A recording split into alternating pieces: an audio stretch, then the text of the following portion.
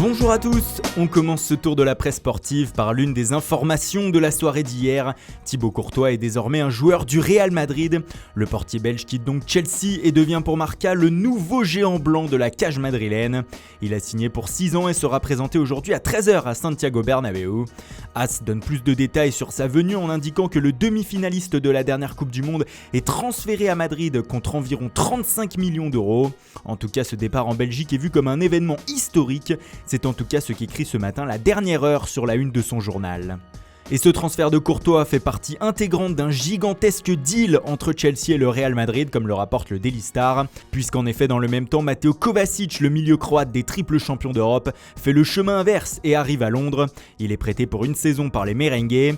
Et les Londoniens ne se sont pas arrêtés là hier soir. En effet, ils ont dans la foulée du départ de Courtois trouvé un nouveau gardien. Il s'agit du portier de Bilbao, Kepa Arrizabalaga.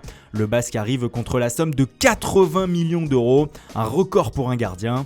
Pour Mundo Deportivo au Pays Basque ce matin, on oscille entre la tristesse de voir partir un de ses joueurs formés au club et la joie de récupérer une telle somme.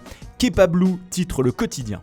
Et puis pour le Real, le mercato est loin d'être terminé. Malgré l'arrivée de Courtois, d'autres dossiers chauds attendent les Merengues dans les prochains jours. Le plus prioritaire semble être celui de Luka Modric. Le Croate veut toujours rejoindre l'Inter Milan avant la fin du mercato italien, c'est-à-dire vendredi prochain. Et selon la Gazzetta dello Sport, le vice-champion du monde pourrait même aller au bras de fer avec son club pour partir. Il rencontre demain à nouveau Florentino Pérez, qui serait prêt à augmenter considérablement son salaire. Mais Modric serait intransigeant et exigerait un départ.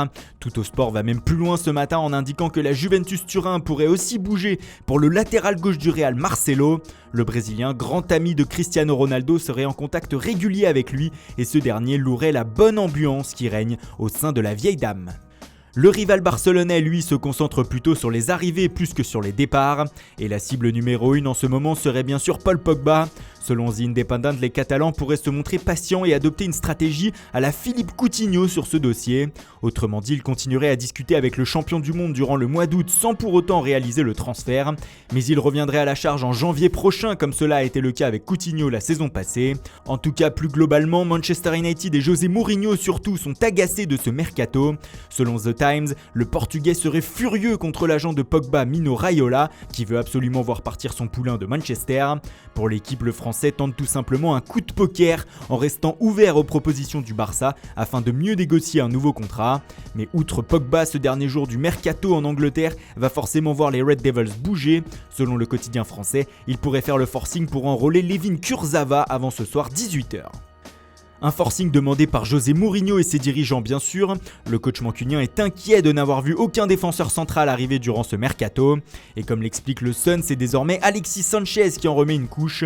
Le Chilien aurait demandé à l'encadrement du club de casser leur tirelire en ce deadline day afin d'attirer de grands joueurs avec de l'expérience. Cela sera maintenant compliqué pour Harry Maguire. En effet, selon le Daily Mail, Leicester refuse de vendre son joueur à Manchester United. La tâche se complique donc pour les Red Devils. Et on termine par une information surprenante de Mundo Deportivo ce matin. Selon le journal espagnol, le Paris Saint-Germain et Monaco seraient prêts à payer la clause libératoire du milieu de terrain du Barça Ivan Rakitic afin de le faire venir en France cet été. Celle-ci s'élève à 125 millions d'euros. Le quotidien indique cependant que le Croate n'a pas très envie de quitter la Catalogne.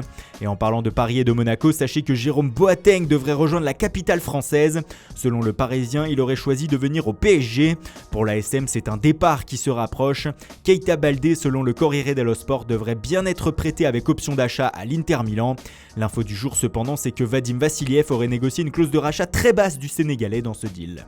Voilà, c'est tout pour ce matin, merci pour votre fidélité, restez bien connectés sur Foot Mercato aujourd'hui, c'est le jour le plus long sur FM avec les dernières heures du Mercato en Angleterre.